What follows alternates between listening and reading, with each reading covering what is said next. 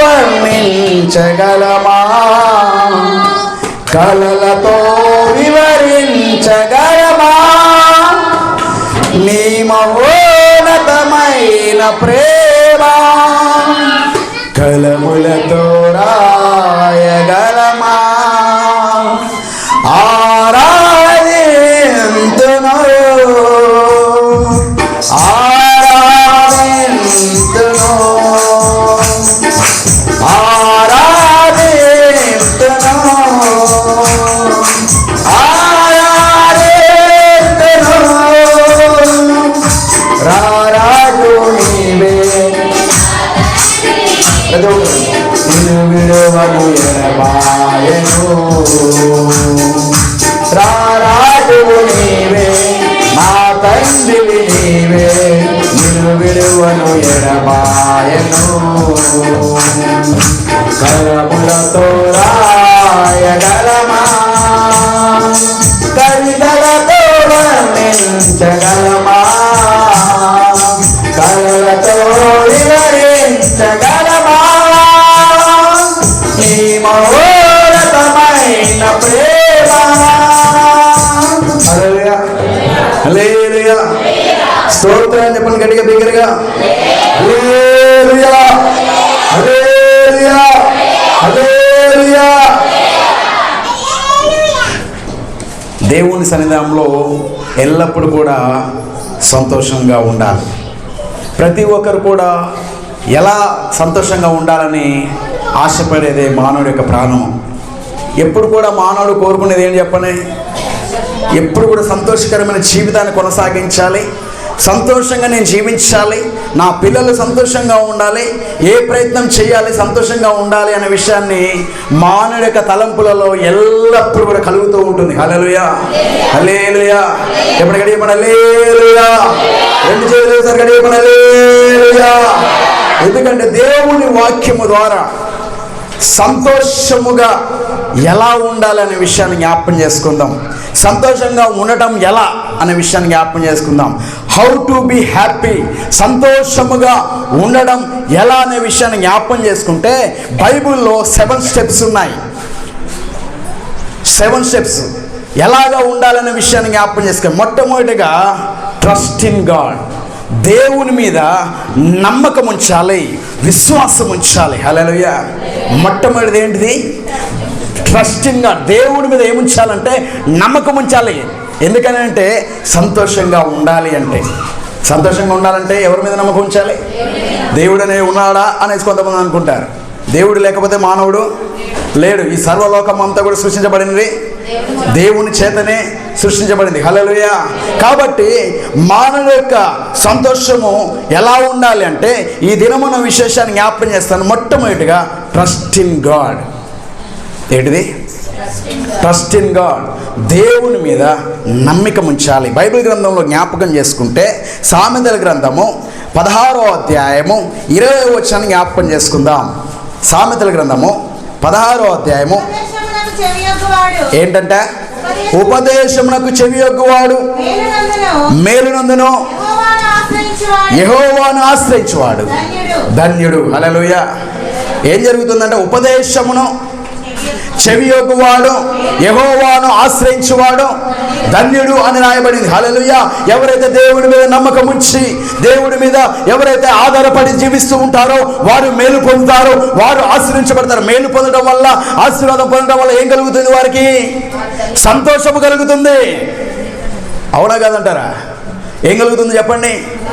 దేవునిలో మేలు పొందిన లేకపోతే ఆశీర్వాదం పొందిన ఏది కలిగిన మానవుడి యొక్క నైజము, మానవుడి యొక్క హృదయము, మానవుడి యొక్క మనసు ఏమవుతుందని సార్ ఉల్లాసముతో పొంగిపోతుంది, సంతోషకరంగా ఉంటుంది. హల్లెలూయా.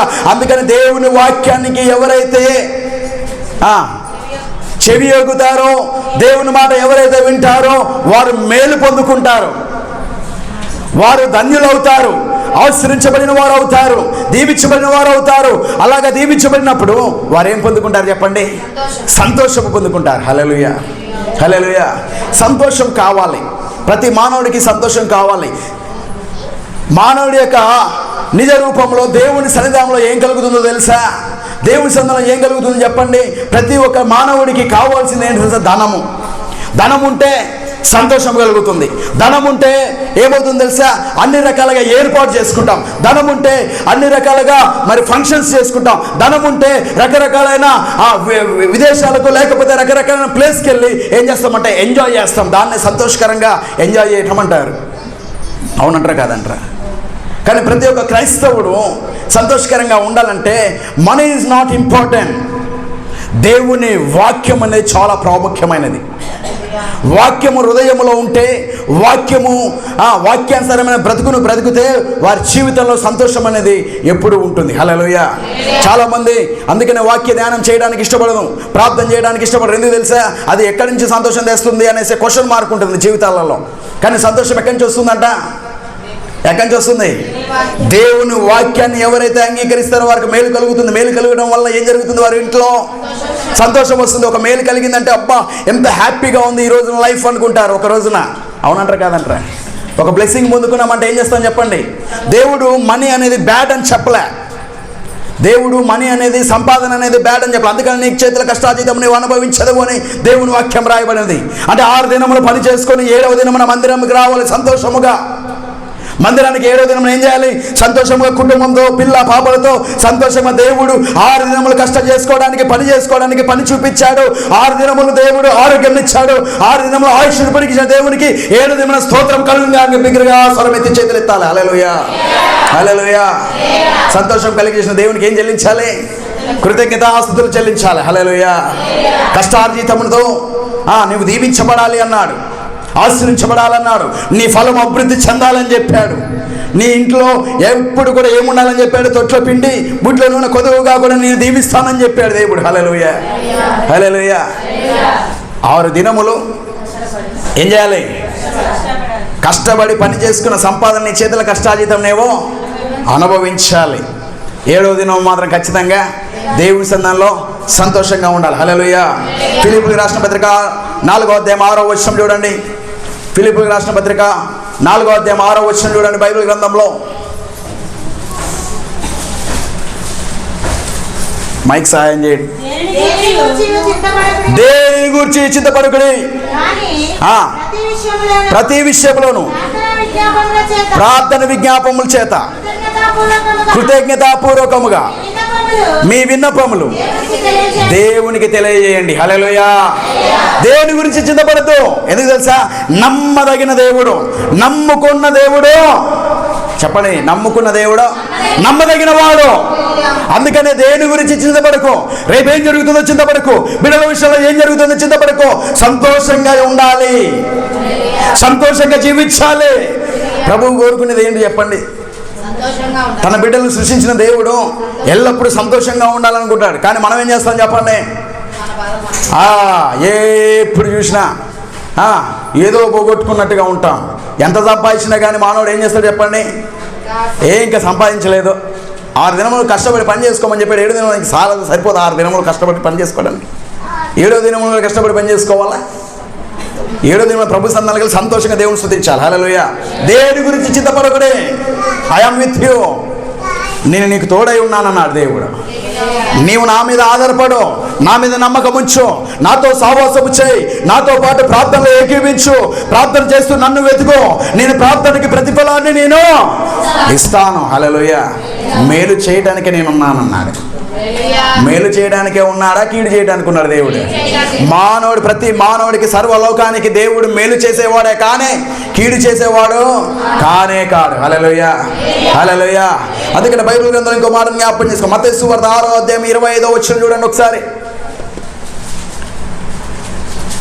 అందువలన నేను మీతో చెప్పినదేమనగా, ఏమి తిందుమో ఏమి త్రాగుదుమో అని మీ ప్రాణమును గూర్చి అయినను, ఏమి ధరించుకుందుమో అని మీ దేహమును గూర్చి అయినను చింతపడకుడి. దేని గురించి చింతపడద్దు.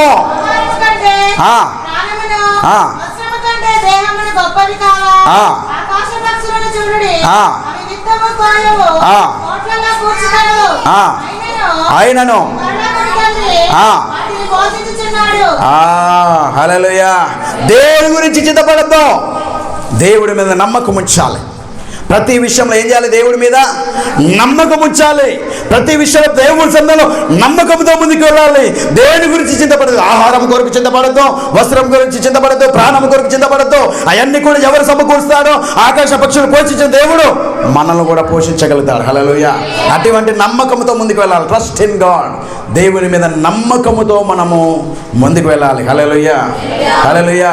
సంతోషంగా ఉండాలంటే మొట్టమొదటిగా దేవుడి మీద నమ్మకం ఉంచాలి.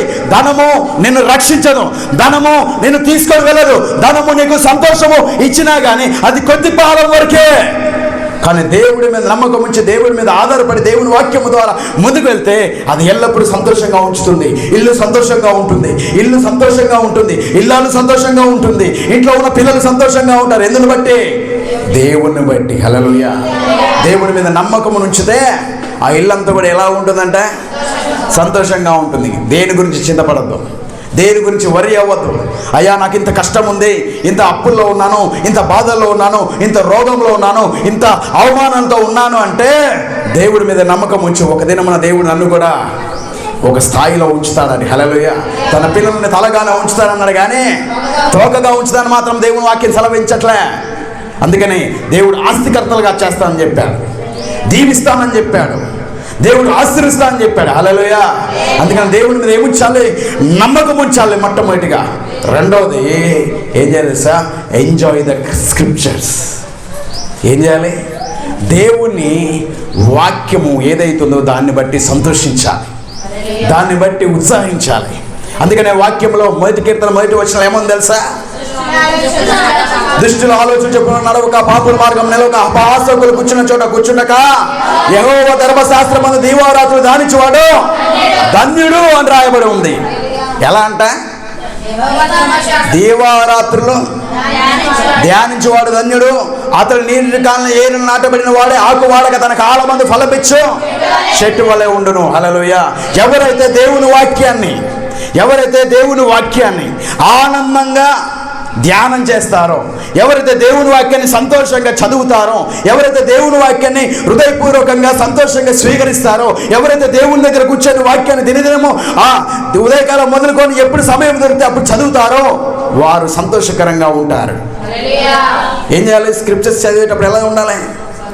సంతోషంగా చదవాలి దేవుని వాక్యం. కొంతమంది చదవమంటే ఏం చదువుతాంలే అమ్మ, ఇప్పుడు ఏం చదవంలే అమ్మ, నేను చదవనమ్మా, ఇప్పుడు నాకు తలకాయ నొస్తుంది, నడుము నొస్తుంది. దేనికి?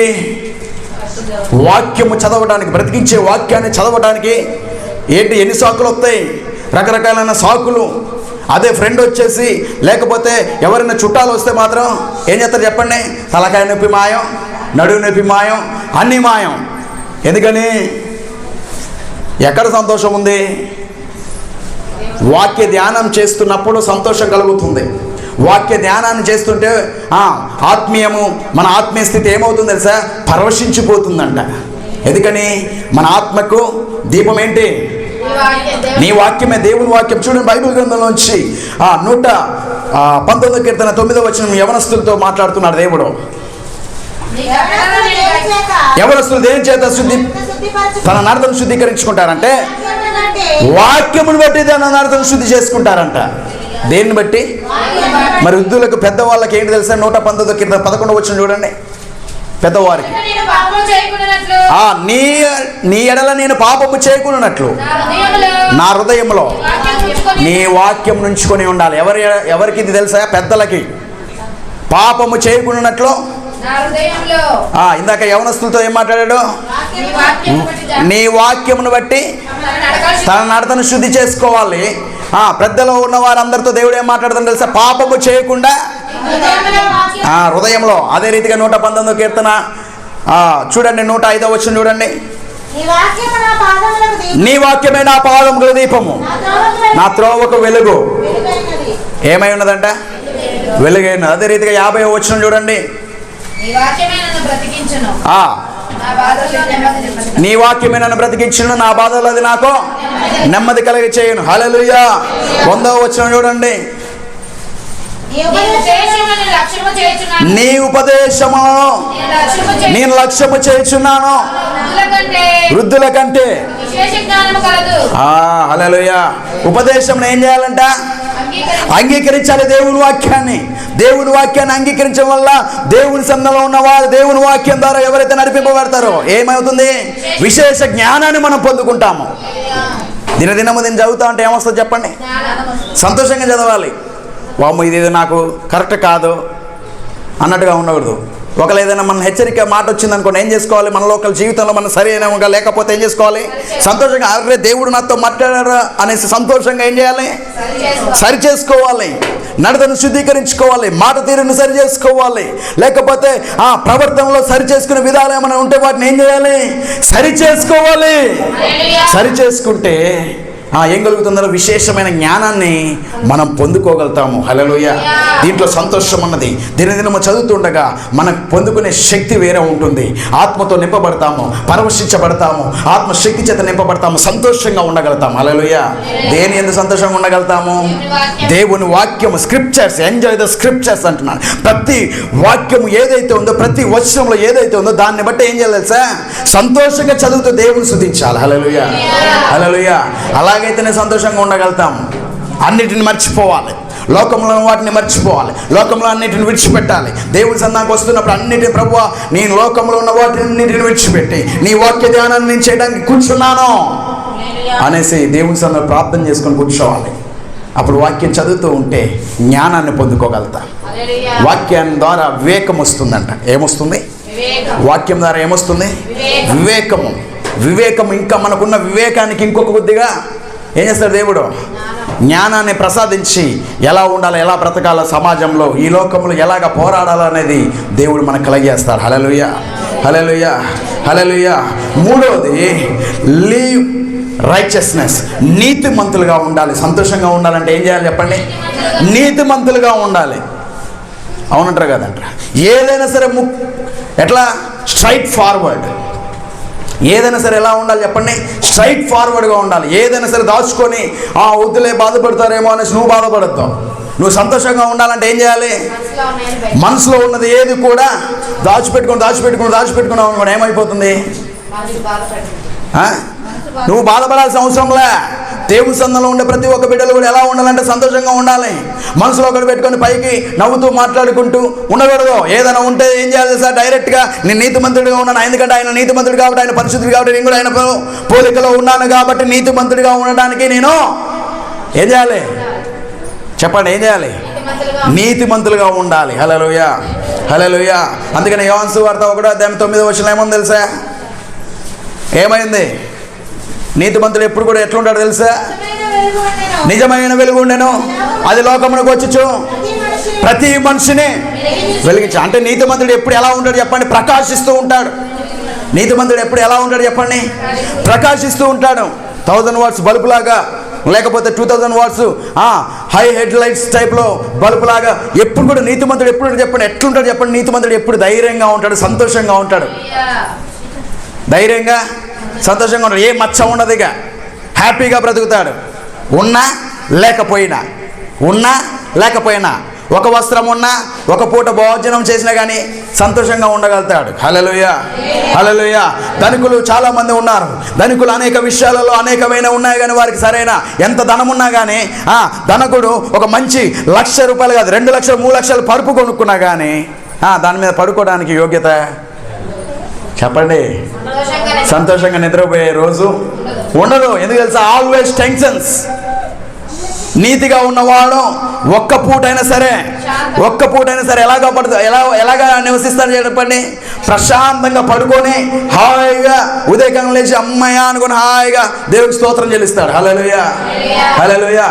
నీతిమంతుడు ప్రకాశవంతుడిగా ఉంటాడు. దేవుని వెలుగు ఉంటుంది, దేవుని శక్తి ఉంటుంది, దేవుని చేత నింపబడి ఉంటాడు. కాబట్టి నీతిమంతుడిగా ఉన్నవాడు ఎల్లప్పుడూ సంతోషంగా ఉంటాడు. హల్లెలూయా. అదేంటయ్యా ఈ లోకంలో అనేక మంది నిందలు వేస్తారని వేసినా పర్లేదు, అవమానపరిచినా పర్లేదు, నీకేం లేదురా అన్నా పర్లే, మనం నీతిగా ఉండడం చాలా ప్రాముఖ్యమైంది. హల్లెలూయా. హల్లెలూయా. నీతిగా ఉండి ఏం చేయాలి చెప్పండి? అనేక మందిని ఏం చేసుకోవాలి? స్నేహితులుగా మార్చుకోవాలి. ఎందుకంటే దేవుడు నిన్ను ఏం చేసుకున్నాడంటే ఏర్పాటు చేసుకున్నాడు, తన వెలుగుతో నిన్ను నింపాడు. కాబట్టి ప్రభు సన్నిధిలో అనేక మందిని ఏం చేయాలి? మంచి మార్గంలో నడపాలి, మంచి స్థితిలోకి తీసుకొని రావాలి. దొంగలుగా ఉన్న వారిని దొరలుగా చేయాలి. అందుకని నీతిమంతులుగా తీర్చిదిద్దబడాలంటే యేసు రక్తము చేతనే నీతిమంతులుగా తీర్చబడతారు. దేని చేత నీతిమంతులు తీర్చబడతారు? యేసు రక్తము చేతనే నీతిమంతులుగా తీర్చబడతారు. హల్లెలూయా. యోహాను సువార్త 1:7 చూడండి ఒకసారి. అతని మూలముగా హల్లెలూయా సాక్ష్యం ఇచ్చుటకు సాక్షిగా వచ్చిన హల్లెలూయా మనల్ని వెలిగించిన దేవుడు నీతిమంతులుగా ఉండటానికి దేవుడు తన రక్తం చేత శుద్ధీకరించాడు. హల్లెలూయా. కాబట్టి ప్రభు సన్నిధిలో ఏం చేయాలి? నీతిమంతులుగా నివాసము చేస్తే మనం సంతోషకరంగా ఉంటాము. అబద్ధము చెప్పుకుంటూ లేకపోతే మనసులో ఒకటి పెట్టుకొని పైకి ఒకటి మాట్లాడుకుంటూ దొంగతిరుగులు మాట్లాడుతూ ఇలా ఉంటే అది నీతి అంటారు. ఏమంటారు దాన్ని? దుర్నీతితో సాంగత్యము చేయకూడదని బైబిల్ వాక్యం చెప్తుంది. నీతిగా ఉన్నవాడు సంతోషంగా ఉంటాడు. అవునా? నీతిగా ఉన్నవాడు సంతోషంగా ఉంటాడు. దుర్నీతి చేసేవాడు బాధగా, ఎప్పుడు విచారంగా, ఎప్పుడు చూసినా ఒక వ్యక్తి ముందట ఏం చేయాల్సి వస్తుంది? యాక్ట్ చేయాలి, నటించాలి. అది నీతిగా ఉన్నావు అనుకోండి, ఆ వ్యక్తితో డైరెక్ట్గా మాట్లాడగలుగుతావు, ఆ వ్యక్తితో సంతోషంగా ఉండగలుగుతావు, ఆ వ్యక్తితో ఏదైనా సరే పంచుకోగలుగుతావు. ఇంట్లో అంతే. భార్య భర్తలు కూడా ఒక్కోసారి ఏం చేస్తారు తెలుసా? కొన్ని విషయాలలో దాచిపెట్టుకోవాలి అని మాట్లాడుకుంటారు. అమ్మో ఇది చెప్తే ఏమవుతుందో, ఆయన ఏమంటాడో, లేకపోతే భార్య అమ్మో ఇది చెప్తే ఏమంటుందో, ₹1 ఖర్చు అయిపోయిందని, లేకపోతే ఏదో విషయాలలో రకరకాల విషయాల్లో సందేహపడుతూ ఉంటారు. నో, ఏం చేయాలి సార్? ఏది కూడా దాచుకోకూడదు. కుటుంబీకులతో ఏం చేయాలి సార్? కూర్చోబెట్టుకొని మాట్లాడాలి. కుటుంబంలో కొడుకు ఉంటే కొడుకుతో కూర్చొని మాట్లాడాలి, సమాధానంతో మాట్లాడాలి, భార్యతో కూర్చొని మాట్లాడాలి. కొంత సమయం దొరికినప్పుడు ఏం చేయాలి సార్? కూర్చోబెట్టుకొని ఇది పరిస్థితి, ఇలా ఉంది మన పరిస్థితి, ఇలా ఉంది ఆర్థిక పరిస్థితి, ఇలా ఉంది మరి మన జీవితము, ఇలా కొని ఆగబడుతుంది, whatever we have to do అనే దానికోసం మనం ఏం చేయాలి సార్? మాట్లాడాలంట. సమయం దొరికినప్పుడు. సమయం లేదు అనకూడదు. ఏం చేయాలి? కుటుంబీకులతో, యజమానుడు అనేవాడు ఏం చేయాలి? కుటుంబీకులతో ఏం చేయాలి చెప్పండి? కూర్చోబెట్టుకొని మాట్లాడాలంట. భోజనం చేసేటప్పుడు లేకపోతే మంచిగా సమయం కుదిరినప్పుడు ఏం చేయాలి తెలుసా? ఎంత సమయం ఉంటే అంత సమయం ఏం చేయాలి? కుటుంబంతో సంతోషంగా ఉండి ఇలా చేయాలి అలా చేయాలనేసి సంతోషంగా వారితో మాట్లాడాలి. హల్లెలూయా, హల్లెలూయా, హల్లెలూయా. 4వది వర్షిప్ గాడ్ రెగ్యులర్లీ. దేవుణ్ణి ఏం చేయాలి తెలుసా? ప్రతిరోజు కూడా రెగ్యులర్గా చేసే పని ఏంటి తెలుసా? దేవుని స్తుతించాలి, దేవుని మహిమపరచాలి, దేవుని ఆరాధన చేయాలి. ఏం చేయాలి? ఏం చేయాలి చెప్పండి? దేవుని ఏం చేయాలి? ప్రతిరోజు రెగ్యులర్గా చేయాల్సిన పని ఏంటి మనది? దేవుని ఆరాధన చేయాలి రెగ్యులర్గా. We have to worship God. దేవుణ్ణి మనము రెగ్యులర్గా ఏం చేయాలి? ఆరాధన చేయాలంట. అదొక కండిషన్ అంతే. ఎందుకని మనల్ని ఉదయకాలం లేచిన దినము మొదలుకొని మరలా పడుకునేంత వరకు ప్రతి పనిలోను, ప్రతి విషయంలోనూ, పిల్లల విషయంలోను, జాబ్ విషయంలోను, మనకిచ్చిన చేతి పనుల విషయంలోను, అన్ని విషయంలో కాచి కాపాడుతున్న దేవునికి ఏం చేయాలంట? రెగ్యులర్గా ఏం చేయాలి? ఆరాధన చేయాలి. హల్లెలూయా. స్తుతించాలి, వర్షిప్ చేయాలి, ప్రైజ్ అని చేయాలి. హల్లెలూయా. దేవుణ్ణి మహిమపరచాలి. హల్లెలూయా. కడియమని హల్లెలూయా, హల్లెలూయా. దేవుని స్తుతిస్తూ ముందుకు వెళ్ళాలి. హల్లెలూయా. అలాగే దేవుని ప్రతిదినం కూడా ఏం చేయాలి తెలుసా? ఏం చేయాలి? సంతోషంగా చేయాలి. అలా ఆరాధించడం వల్ల ఏం కలుగుతుంది చెప్పండి? దావీదు సంతోషంగా దేవుని స్తుతించాడు. దావీదు దేవుని మహిమపరిచాడు. ఆయన ఊరికనే రాజును కదా అని సింహాసనం మీద ఎక్కి కూర్చోవాలా. ఏం చేశాడు తెలుసా? నాట్యం చేస్తూ దేవుని స్తుతించాడు. మనం నాట్యం చేయకపోయినా కానీ ఏం చేయాలి చెప్పండి? ప్రభు సన్నిధిలో దేవుని స్తుతిస్తూ ఉండాలి. రెగ్యులర్గా ఏం చేయాలి? ఉదయకాలం లేచినప్పుడు దేవుణ్ణి మహిమపరచాలి. హల్లెలూయా, హల్లెలూయా. ప్రతి సమయంలో దేవుని ఏం చేయాలి తెలుసా? మర్చిపోదు. ఎందుకని తెలుసా? ఆయన చేసిన మేలును దేవుని మరొక దేవుని స్తుతించాలి, దేవుని మహిమపరచాలి, దేవుని ఆరాధన చేయాలి.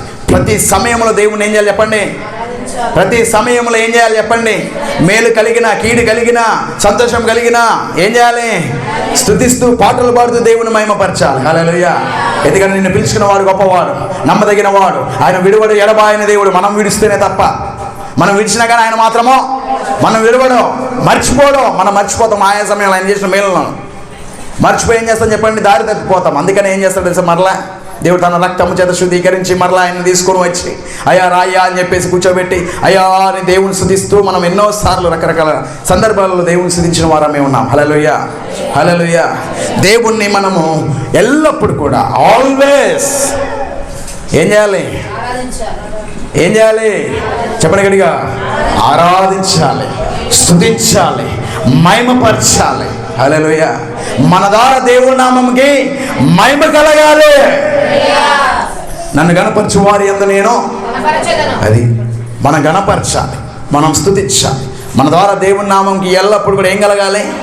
మహిమ కలిగితే దేవుడు ఏం చేస్తాడు? మన కూడా ఒక రోజున గణపరుస్తాడు. హల్లెలూయా, హల్లెలూయా.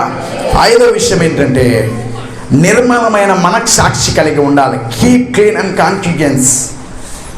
నిర్మలమైన మనస్సాక్షి కలిగి ఉండాలి. చూడండి, ఒక చిన్న ఎగ్జాంపుల్ చెప్తాను. స్కూల్కి వెళ్ళండి. ఎప్పుడైనా మీ స్కూల్కి మీ పిల్లలు ఉంటే స్కూల్కి వెళ్ళండి.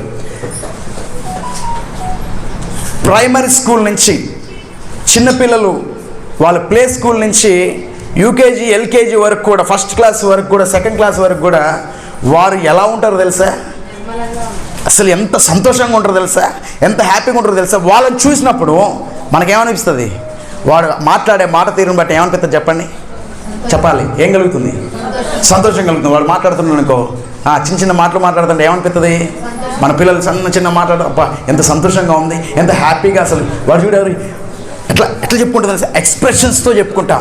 అబ్బా నా కొడుకు భలేగా మాట్లాడాడు ఈరోజు, నా పిల్లలు భలేగా మాట్లాడారు. ఎంత సంతోషం! ఎక్స్ప్రెషన్. ఎంత సంతోషంగా దేవుని సందర్భంలో మాట్లాడుతున్నప్పుడు వారికి ఏ మనసు? వాళ్ళు కలిసి ఉన్నప్పుడు చూడండి, వాళ్ళ క్లాస్మేట్స్ అందరు కలిసి ఉన్నప్పుడు వాళ్ళకి ఏ భేదం ఉండదు, ఏ కుల భేదం ఉండదు, ఏ ధన భేదం ఉండదు, ఏది ఉండదు వాళ్ళకి. ఎందుకంటే తెలుసా? వారి హృదయము నిర్మలమైన మనస్సాక్షి.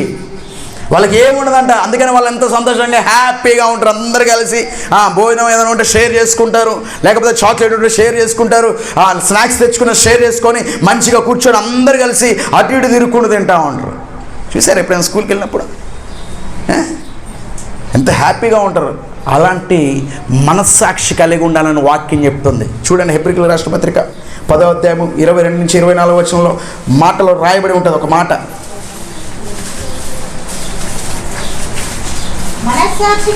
మనస్సాక్షికి కల్మషము తోచుకున్నట్లు అదే నిర్మలమైనదే కావాలి. ఏం కావాలి ఇప్పుడు?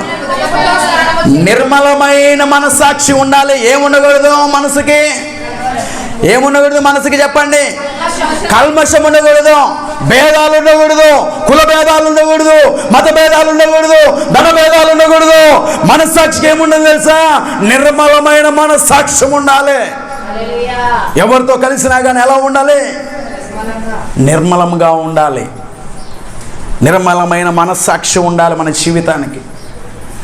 వాడు ధనికుడు, వాడు నాకంటే తక్కువ, వాడు నాకంటే తక్కువ కులస్తుడు, కుల భేదం ఉండకూడదు, మత భేదం ఉండకూడదు. ఏముండాలి?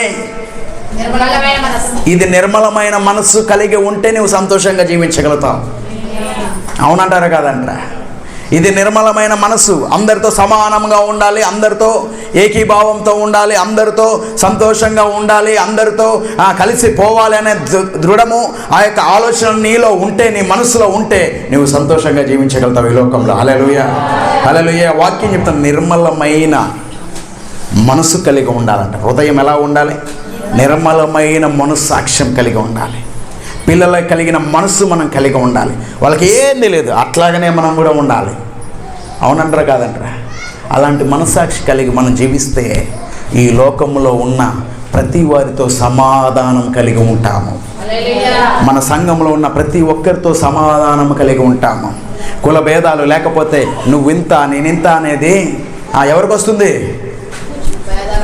ఇక్కడ వాక్యం చెప్తుంది, కల్మషం ఉన్నోళ్ళకి. కల్మషము ఉన్నోడికి ఏం కలుగుతుంది? భేదాలు వస్తాయి. కల్మషం లేనోడికి భేదాలు ఉండవు. వాడింత ఇంత అనేది ఏముండదు. నిర్మలమైన సాక్ష్యము, నిర్మలమైన మనస్సు, మంచి మనస్సు ఉంటే ఎవరితోనైనా సరే సమాధానంతో మాట్లాడుకుంటూ ముందుకెళ్తారు. హల్లెలూయా. అలా ఉన్నప్పుడు ఏం కలుగుతుంది? సంతోషం కలుగుతుంది. హల్లెలూయా, హల్లెలూయా. ఇంకో మాట జ్ఞాపకం చేసుకుందాం. 6వ విషయాన్ని జ్ఞాపకం చేసుకుందాం. లెర్న్, తృప్తి కలిగి జీవించాలి. ఐదో విశేషం తృప్తి కలిగి. Learn contentment. ఎలా ఉండాలంటే తృప్తిగా ఉండాలి. తృప్తి కలిగిన జీవితము. ఫిలిప్పీయులకు రాసిన పత్రిక 4వ అధ్యాయము 11వ వచనం చూడండి. ఫిలిప్పీయులకు రాసిన పత్రిక 4వ అధ్యాయము 11వ వచనం. నాకు చెప్పటలేదు, నేను ఏ స్థితిలో ఉన్నాను ఆ స్థితిలో సంతృప్తి కలిగి ఉండుట నేర్చుకొని ఉన్నాను. హల్లెలూయా. ఎలా ఉండాలంట ప్రతి ఒక్క క్రైస్తవుడు? ఏ స్థితిలో ఉన్నా కానీ సంతృప్తి కలిగి ఉండడం కావాలంట. లెర్న్ కంటెంట్మెంట్ అన్నాడు. ఎలా ఉండాలి? తృప్తి కలిగిన జీవితం. ఎంతైనా ఏది ఉన్నా అసంతృప్తే, సంతోషంగా ఉండరు. రూపాయి వచ్చేదని సంతోషపడ్డు, 2 రూపాయలు వస్తే బాగుండు కదా అనుకుంటాడు. అరే వాడు ఒక బిర్యానీ ప్యాకెట్ వచ్చిందని సంతృప్తి పడడం ఏం చేస్తాడు? ఎప్పుడే ఇంకో 2 బిర్యానీ ప్యాకెట్ వస్తే బాగుండుగా అంటాడు. ఎలా దేన్ని బట్టి సంతోషించాలంట? అక్కడ ఏమంటున్నాడు తెలుసా? నాకు కొదవ కలిగినది అనేది కాదు, కానీ నేను దేన్ని కలిగి ఉన్నానో ఆ స్థితిని బట్టి నేను సంతృప్తి కలిగి ఉన్నాను అన్నాడు. మనము ఏదైతే కలిగి ఉన్నామో దాన్ని బట్టి ఏం చేయాలి? సంతృప్తి కలిగి జీవించాలి, సంతోషంగా ఉండాలి. అందుకని వాక్యంలో ఎలా ఉన్నామని చెప్తున్నాడు వాక్యము? సంతృప్తి కలిగి జీవించాలి. ఏం కలిగి? సంతృప్తి కలిగి. అందుకనే హెబ్రీయులకు రాసిన పత్రిక 13వ అధ్యాయం 5వ వచనం చూడండి ఒకసారి. 13వ అధ్యాయం 5వ వచనం. ధనాపేక్షలైన వారు కాకుండా తగిన వాటితో మీకు కలిగిన వాటితో తృప్తి పొందాలి. ఎలాగైనా సరే మనకి ఏదైతే కలిగి ఉన్నామో దాన్ని బట్టి ఏం చేయాలంట? తృప్తి కలిగి ఉండాలి, తృప్తి కలిగి జీవించాలి. 100 రూపాయలు ఉన్న జోబులో ఏం చేయాలి? బిర్యానీ భోజనం ఉంటే ఏం చేయాలి? దేవుడైతే ఏదైతే నీకు కలిగి చేశాడో దాన్ని బట్టి ఏం చేయాలి? తృప్తి కలిగి ఉండాలి. నీకు 10,000 జీతం ఉన్న జాబే ఇచ్చి ఉండొచ్చు, దాన్ని బట్టి ఏం చేయాలి చెప్పండి? తృప్తి కలిగి ఉండాలి. నాకు కలిగి చేసినందుకు నీకు వందనాలు ప్రభువా అని ఏం చేయాలి? దేవుణ్ణి స్తుతించాలి. ఏదైతే మనకి దేవుడు కలిగి చేశాడో దాన్ని బట్టి తృప్తి చెందాలి. నాకు చిన్న ఇల్లే, వాళ్ళది పెద్ద ఇల్లు అనేసి ఆ భేదము రాకుండా ఏం చేసుకోవాలి?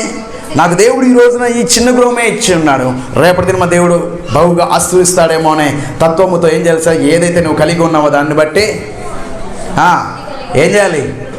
తృప్తి కలిగి. నేనున్న స్థితిలోనే సంతృప్తి కలిగి జీవించుటకు ఏం చేయాలి? నేర్పించు ప్రభువా అని దేవుణ్ణి ప్రార్థన చేయాలి. హల్లెలూయా, హల్లెలూయా. ఈ సంతోషము నీకు కావలనా? ఈ సంతోషము నీకు కావలనా? ఈ సంతోషము నీకు కావలనా? ఏం చేయాలి? మనకు సంతోషం కావాలంటే ఎక్కడికి పోవాలి? దేవుని సన్నిధానికి వెళ్ళాలి. దేవుని సన్నిధానికి వెళ్తే ఏముంటుంది? సంతోషం ఉంటుంది. దావీదు మహారాజు అంటాడు, దేవుని కీర్తనకారుడు, ఆయన అంటాడు ఏమంటాడు తెలుసా? జనులు నాతో మందిరము వెళ్ళుదన్నప్పుడు నా హృదయం ఎంతో సంతోషించింది అన్నాడు. అందుకని దేవుని సన్నిధికి వెళ్ళేటప్పుడు ఎక్కడైనా సరే ఏం చేయాలి? మనం ఏది కలిగి ఉన్నామో దాన్ని బట్టి ఏం చేయాలి? సంతృప్తి చెందాలి. అంతేగాని నేను అంతలో ఉండాలనేసి కాదు. మనకి ఏదైతే కలిగి ఇచ్చాడో దేవుడు, ఏదైతే మనకి ఇచ్చాడో దాన్ని బట్టి ఏం చేయాలి? సంతృప్తి కలిగి ఉండాలి. సంతృప్తి లేకుండా ఏది లేకుండా ఉంటే ఏమవుతుంది చెప్పండి? వారి జీవితాల్లో సంతోషము ఉండదు. హౌ టు బీ హ్యాపీ అంటే ఎలాగ మనం సంతోషించాలి? మన కలిగిన వాటితో మనం సంతోషించాలి. నాకు 2 వస్త్రాలే ఉన్నాయంటే 2 వస్త్రాలతో మనం సంతోషంగా ఉండాలి. ఒక పూట భోజనం ఉందంటే ఆ ఒక్క పూట భోజనం కోసమే మనం సంతోషం కలిగి ఉండాలి. మనకు పిల్లలు ఉన్నారు, వాళ్ళని చూసి ఏం చేయాలి? సంతోషపడాలి, సంతృప్తి చెందాలి. వారు చేస్తున్న పనులు బట్టి సంతృప్తి చెందాలి, దీవించబడాలి, ఆశీర్వించబడాలి. సంతోషంగా దేవుని సన్నిధిలో నిత్యము కూడా దేన్ని అయితే నువ్వు ఏదైతే కలిగి ఉన్నావో ఆ కలిగిన దాన్ని బట్టి మనం ఏం చేయాలి చెప్పండి? సంతోషంగా ఉండి సంతృప్తితో దేవుని స్తుతించాలి. హల్లెలూయా, హల్లెలూయా, హల్లెలూయా, హల్లెలూయా. అందుకని బైబిల్ గ్రంథంలో చూశారు కదా, 13వ అధ్యాయం 5వ వచనం ఏమంది? ధనాపేక్ష లేని వారై మనకు తగిన వాటితో ఏం చేయాలంట? తృప్తి పొందాలి, తృప్తిగా జీవించాలి. తృప్తిగా భోజనం చేయండి, సంతోషంగా తృప్తిగా భోజనం చేయండి. కలిగి ఉన్న వాటితో పచ్చడే ఉంటే పచ్చడితో భోజనం చేయండి. ఆ కూరలు కావాలి, ఈ కూరలు కావాలంటే యా నుంచి తెస్తాం? దేవుడిని కలగజేశాడు ఈ రోజున. వెజిటేబుల్ మంచిగా వంకాయ కూర లేకపోతే ఏదైనా ఇచ్చాడు అనుకోండి, దాంతో ఏం చేయాలి? తృప్తిగా చేయాల వద్దా? అది లేని వారు కూడా చాలామంది ఉన్నారు. దేవుడు ఈ రోజు నీ కలగజేసిన ఆహారం ఏదైతే ఉందో, దేవుడిని కలగజేసిన ఏదైతే వస్త్రం ఉందో, కలగజేసిన ఇల్లును బట్టి, కలగజేసిన వాహనాలను బట్టి, కలగజేసిన జాబును బట్టి ఏం చేయాలి? దాని అందు ఏం చేయాలి? సంతోషంగా తృప్తి చెందాలి. లేదయ్యా నాకు అదే కావాలి అంటే యాంజ్ తేవాలి. దానికోసం మొత్తం అంత సంతోషాన్ని అంత స్పాయిల్ చేసుకుంటాం. మనశ్శాంతిగా ఉండాల్సిన జీవితాన్ని ఏం చేస్తాను చెప్పండి? చేసుకుంటారా లేదా? చెప్పండి. ఈరోజు మా ఇంట్లో వెజిటేబుల్ కూర చేశారు, నేను తిన్నా అంటే కుదిరిద్దే? ఎందుకని? అది ఎవరు కలగజేశారు? దేవుడు కలగజేశాడు. చూడండి, చాలా ప్రాంతాలలో ఆహారం లేని వారు ఉన్నారు. ఆయా ప్రాంతాలలో ఆ భోజనం దొరకని వారు కూడా ఉన్నారు. ఆయా ప్రాంతాల్లో ఏమీ లేకుండా నీళ్లు తాగి జీవించేవారు కూడా ఉన్నారు.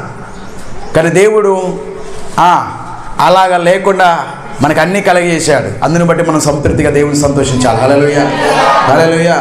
కలగజేసిన ప్రతి ఈవులను, ప్రతి ఏదైతే మనం కలగజేశాడో దాన్ని బట్టి ఏం చేయాలి? సంతృప్తి కలిగి ఉండాలి. తృప్తి కలిగి ఉండమన్నాడు. ధనాపేక్ష కలిగి ఉండద్దు. కలగజేసిన వాటినే బట్టే తృప్తిగా ఉండాలి, సంతోషించాలి. అరే ఈ రోజు నాకు ఓకే, వన్ డే దేవుడు ఖచ్చితంగా ఒకరు లేకపోతే ఆశకలిన ప్రాణంను తృప్తిపరిచే దేవుడు. ఆశకలిన ప్రాణంను తృప్తిపరిచే దేవుడు ఖచ్చితంగా ఏం చేస్తాడు? ఒక దినమున తీరుస్తాడో లేదా? ఎప్పుడైతే మోకరిస్తావో, ఎప్పుడైతే దేవుని అడుగుతావో, దేవుని ఎప్పుడైతే స్తుతిస్తావో, కలిగిన దాన్ని అందే సంతోషించి దేవుని సన్నిధిలో ప్రార్థన చేస్తే దేవుడు ఖచ్చితంగా ఒక రోజున మన పొజిషన్ను మారుస్తాడు. హల్లెలూయా, హల్లెలూయా. కానీ ఉన్న స్థితిని మాత్రం పెట్టుకొని సంతృప్తి చెందాలి. లేదయ్యా వాళ్ళ కారు ఉంది కదా, వారికి మేడ బిద్దలు ఉన్నాయి కదా, వాళ్ళు ఇంత ధనము సమకూర్చున్నారు కదా, వారు రోజు చికెన్ మటన్లు తింటున్నారు కదా, ఈ కూరల బువ్వల కోసం కాదు కొట్టుకునేదే. ఏం చేయాలి? ఏదైతే నువ్వు కలిగి ఉన్నావో దాన్ని బట్టి తృప్తి కలిగి ఉండమన్నాడు దేవుడు. హల్లెలూయా, హల్లెలూయా, హల్లెలూయా. చివరిగా స్టే బిజీ అండ్ కాన్స్టిట్యూటివ్.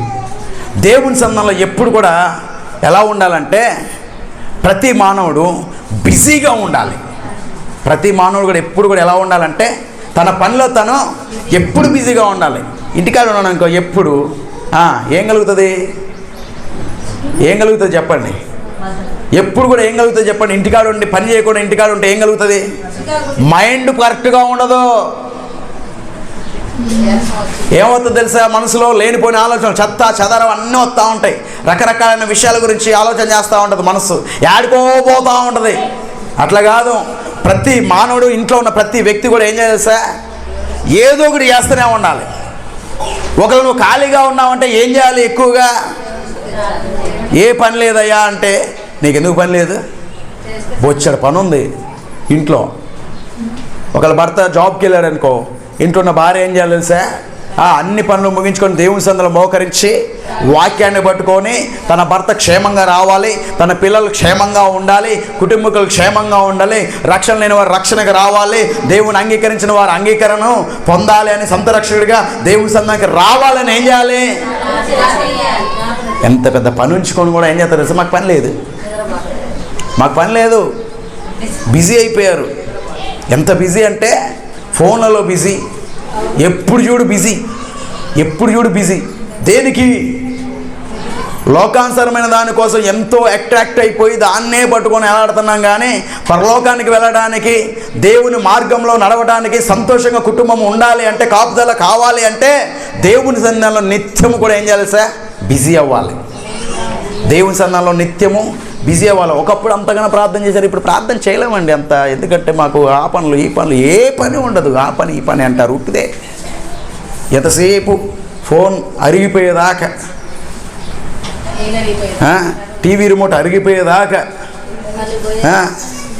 చూడండి, బైబుల్ ఇంత క్లియర్గా చెప్తుంది. మీరు నిత్యము ఏం చేయమని చెప్పారు సార్? దీవారాతులు ధ్యానించమని చెప్పారు. బిజీగా దేవుని పనిలో ఉండాలి, బిజీగా స్వార్థ పనిలో ఉండాలి, బిజీగా నీ సాక్ష్యం చెప్పే విషయంలో ఉండాలి, బిజీగా ప్రార్థనలో ఉండాలి. హల్లెలూయా. బిజీగా లేకపోతే ఏమొస్తాయి చెప్పండి? ఆలోచనలు పాపపు ఆలోచనలే వస్తాయి, సిన్ థింగ్స్ కనబడుతూ ఉంటాయి.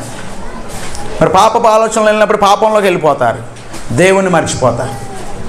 అంతేనా కాదంటారా? అందుకని దేవుని సందర్భంలో ఎప్పుడు కూడా ఎలా ఉండాలి? బిజీగా ఉండాలి, దేవునితో బిజీగా ఉండాలి, దేవునితో మాట్లాడటంలో బిజీగా ఉండాలి, దేవుని వాక్యంలో బిజీగా ఉండాలి. అయ్యా ఈ పనులు మాకు జరగాలి అయ్యా, మీరు ఎన్ని చెప్పినా అనుకోకూడదు, జరగాలి. ప్రతి క్రైస్తవుడు చేయాల్సిన పని ఏంటి తెలుసా? దిన పరిచర్లో ప్రతి క్రైస్తవుడు చేయాల్సింది తెలుసా? వాక్య ధ్యానం చేయాలి, దేవుణ్ణి స్తుతించాలి, ఆరాధించాలి, ప్రార్థన చేయాలి. ఇది బిజీ షెడ్యూల్. ఉద్యోగ నిమిత్తం అయిపోయిన తర్వాత కూడా ఏం చేయాలి? ఇంటికి వచ్చినప్పుడు కుటుంబంతో కూర్చొని ఏం చేయాలి? ప్రార్థన చేయాలి, వాక్య ధ్యానం చేయాలి, ప్రార్థించాలి. అదే దినచర్యలో చేయాల్సిన ప్రాముఖ్య పని. ఎందుకని?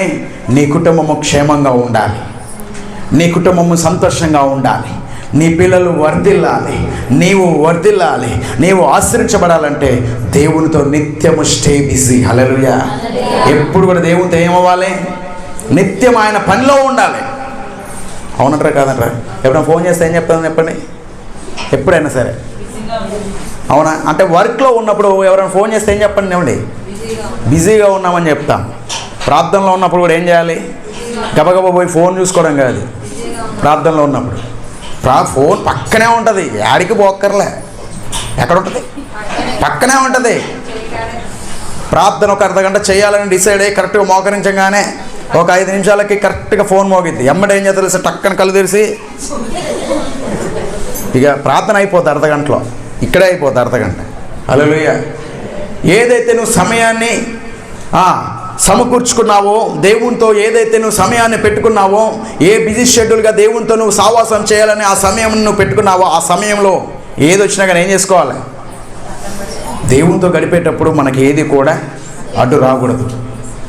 దేవునితో సావాసం చేసేటప్పుడు ఏది అడ్డు రాకుండా చూసుకోవాలి. హల్లెలూయా, హల్లెలూయా.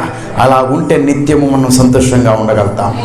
హౌ టు బి హ్యాపీ అంటే దేవునిలో ఆయన రక్తంలో కడిగింపబడిన తర్వాతకి నిత్యము నీతిమంతులుగా దేవుని సన్నిధానంలో ఆయన వాక్యాన్ని ఆనందపరంగా ఆయనను వెంబడిస్తూ ఆయన సన్నిధానంలో ఉంటే మన కుటుంబం ఎల్లప్పుడూ సంతోషంగా ఉంటుంది, తృప్తిగా జీవించగలుగుతాము, సంతృప్తిగా జీవించగలుగుతాము, ఆశీర్వాదం పొందుకొని జీవించగలుగుతాము. ఎల్లప్పుడూ ఎక్కడికి వెళ్ళినా కానీ ఏంట్రా ఇంత సంతోషంగా ఉన్నావు అంటే, నాకు కలిగిన దాన్ని బట్టి నీ సంతోషంగా ఉంటున్నాను.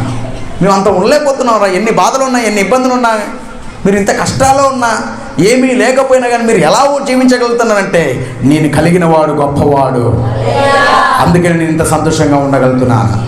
ఆయన పేరు యేసయ్య. హల్లెలూయా. యేసయ్య నాకు తోడై ఉన్నాడయ్యా, అందుకని నేను ఇంత సంతోషంగా ఉన్నాను. ఎక్కడ వెళ్ళినా ఈ ఆనందం నాలో ఎప్పుడూ ఉంటుంది.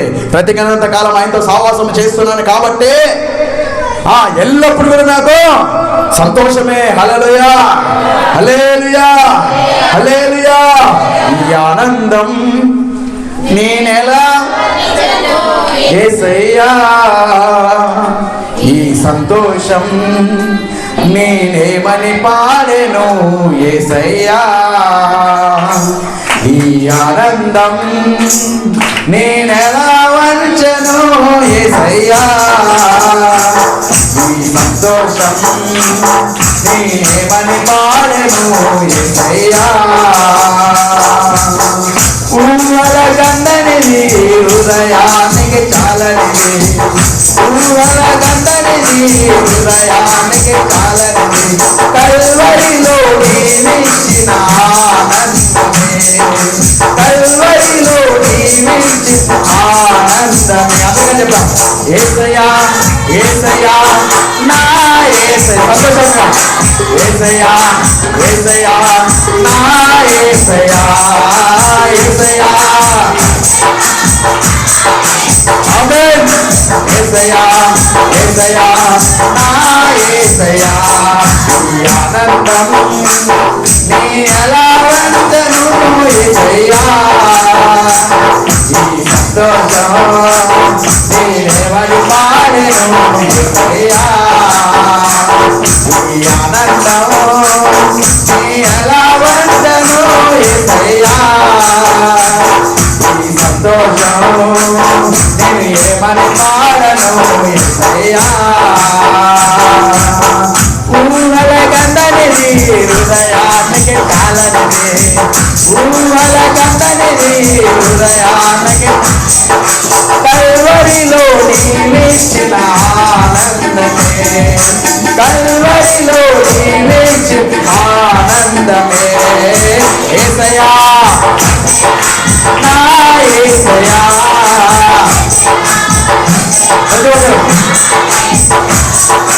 యేసయ్యా యేసయ్యా నా యేసయ్యా, నా యేసయ్యా. హల్లెలూయా. ఎక్కడి నుంచి వస్తున్నాను? దేవుడు ఏదైతే కలిగజేశాడో, ఏ హృదయాన్ని అయితే దేవుడు కలిగజేశాడో, ఏ స్థితిలో అయితే నువ్వు సంతృప్తి కలిగి జీవించగలుగుతున్నావో దాని నుంచి నువ్వు దేవుని స్తుతించడం, ఆనందంగా ఉండగలుగుతున్నావు. హల్లెలూయా హల్లెలూయా. అందరి బట్టి దేవుని స్తోత్రం కలుగుగాక. హల్లెలూయా హల్లెలూయా హల్లెలూయా. నెంబర్ 1, ఒకటి దేవుడి మీద నమ్మకం ఉంచాలి. రెండవది సంతోషంగా దేవుని వాక్యాన్ని ధ్యానం చేయాలి. మూడవది నీతిమంతులుగా దేవుని సన్నిధిలో ఉండాలి. నాలుగవది ఎల్లప్పుడూ కూడా ఏం చేయాలి సార్? రెగ్యులర్గా దేవుని స్తుతిస్తూ దేవుని ఆరాధించాలి. ఐదవది నిర్మలమైన మనస్సాక్షి నీకు ఉందా? ఏం చేయాలి? కుల భేదాలు, మత భేదాలు, లేకపోతే ధనపేక్షాలు ఇలాంటి ఏది కూడా ఉండకూడదు. చిన్నపిల్లల మనసు కలిగి మనము జీవించాలి. ఆరోది ఏంటంట? మనకి ఏదైతే దేవుడిచ్చాడు, వాట్ వీ హ్యావ్, మనకి ఏదైతే కలిగి ఉన్నదో దాన్ని బట్టే మనము సంతృప్తి కలిగి దేవుని సన్నిధిలో జీవించాలి. ఏడోది ఏంటిది? ఎప్పుడు కూడా దేవుని సన్నిధిలో ఎట్లా ఉండాలి? బిజీగా ఉండాలి. బిజీ షెడ్యూల్గా ఉండాలి. బిజీగా ఉండి బిజీ షెడ్యూల్గా ఉంటే దేవుడు ఏం చేస్తాడు చెప్పాలి? ఆ కుటుంబమును ఆశీర్వదిస్తాడు. ఆ కుటుంబం ఎల్లప్పుడూ ప్రభు సన్నిధిలో ఆనందంగా ఉంటుంది, సంతోషముగా ఉంటుంది. జీవిత కాలమంతా కూడా ఉంటుంది తెలుసా? చెప్పాలి. ఎల్లప్పుడూ ఏం చేయాలి? ఎల్లప్పుడు కూడా ఏం చేయాలి? సంతోషంగా ఉండాలి. హల్లెలూయా హల్లెలూయా. దేవుడి మాటల చేత మనల్ని కుటుంబాలు దీవించును గాక. ఆమేన్. హల్లెలూయా హల్లెలూయా హల్లెలూయా హల్లెలూయా హల్లెలూయా హల్లెలూయా హల్లెలూయా. దేవుణ్ణి స్తుతించుడి, ఎల్లప్పుడూ దేవుణ్ణి స్తుతించుడి. దేవుణ్ణి అందరూ స్తుతించాలి. దేవుణ్ణి స్తుతించుడి, ఆయన పరిశుద్ధ ఆలయమందు, ఆయన పరిశుద్ధ ఆయన సన్నిధిలో, ఆయన సన్నిధిలో ఎల్లప్పుడూ దేవుని దేవుని స్తుతించుడి, ఎల్లప్పుడూ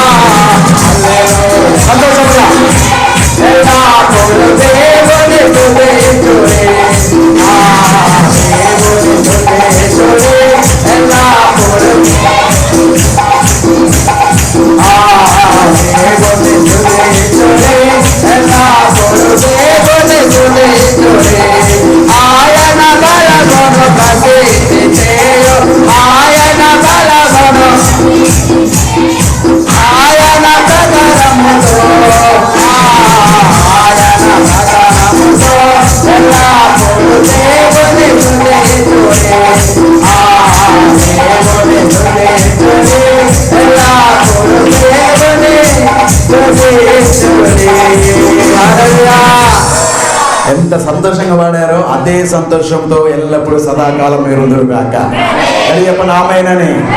ఆమేన్. మీ పిల్ల పాపలతో మీకు కలిగి ఉన్న సంతృప్తి కలిగి జీవిత కాలమంతా ప్రభు రాకడ పర్యంత వరకు కూడా దేవుని సన్నిధిలో అదే సంతోషంతో దేవుని స్తుతిస్తూ స్మరిస్తూ మీరుందురుగాక. ఆమేన్ గడి చెప్పండి. ఆమేన్. హల్లెలూయా. హల్లెలూయా. ఎంత సంతోషం తెలుసా? ఎంత సంతోషంతో మనం ఎల్లప్పుడూ ప్రభు సన్నిధిలో ఉండాలి. అటు రీతిగా మనల్ని దేవుడు మన సాక్షిని నిర్మలమైన మన సాక్షితో మనం నడిపించును గాక. Amen. Amen. God bless you all. దేవుడు మిమ్మల్ని మీ కుటుంబాలు దీవించును గాక.